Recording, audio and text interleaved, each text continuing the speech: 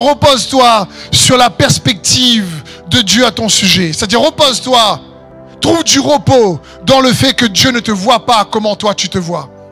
Dans Matthieu 11, on voit l'histoire à partir du verset 2, mais si on peut mettre, s'il vous plaît, à partir du verset 7, c'est Jean-Baptiste qui doute sur Jésus.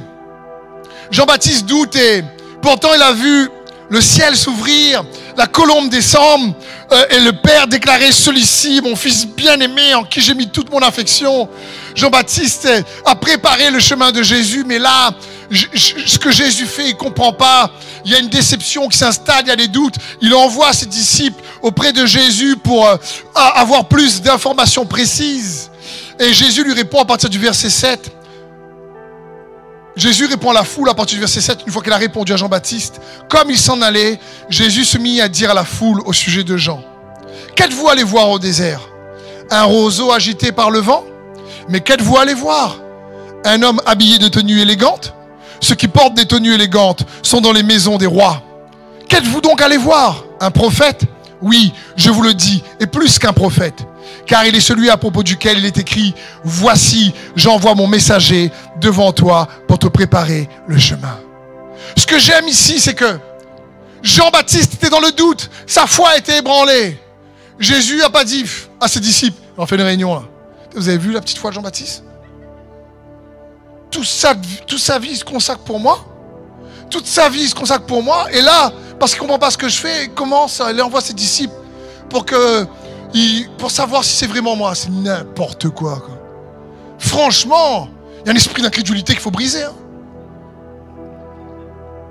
Pas du tout.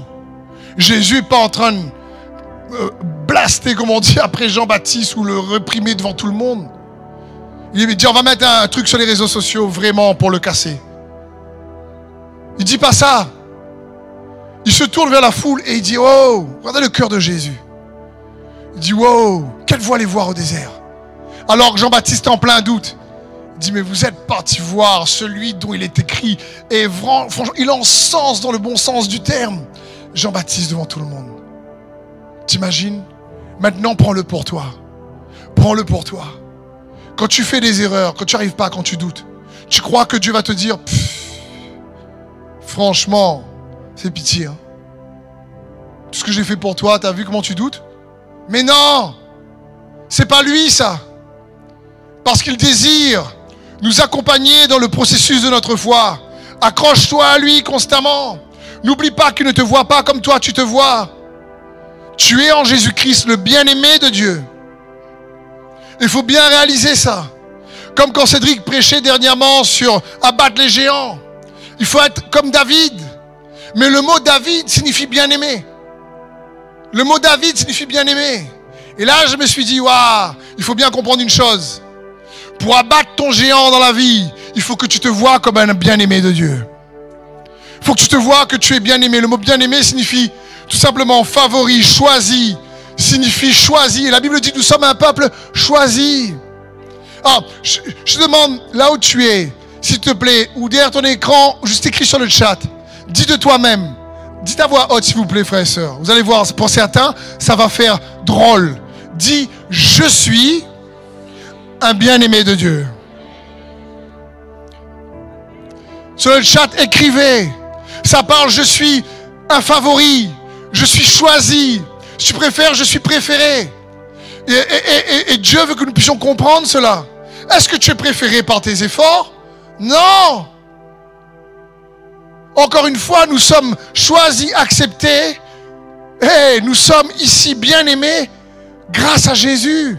La Bible dit dans Éphésiens 1 au verset 4: mais en lui, Dieu nous a élus avant la fondation du monde, pour que nous soyons saints et irrépréhensibles devant lui, nous ayant prédestinés dans son amour à être ses enfants d'adoption par Jésus-Christ, selon le bon plaisir de sa volonté, à la louange de la gloire de sa grâce qu'il nous a accordée en son bien-aimé.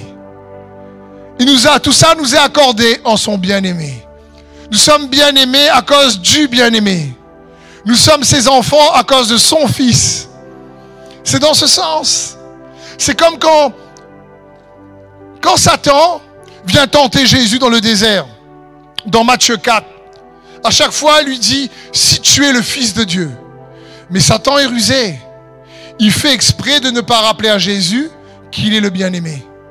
Parce que quand la voix s'est fait entendre dans le Jourdain, la parole c'était « Celui-ci est mon Fils bien-aimé ». Mais quand Satan le tente, il dit juste « Si tu es le Fils », il n'a pas envie de le rappeler qu'il est le bien-aimé.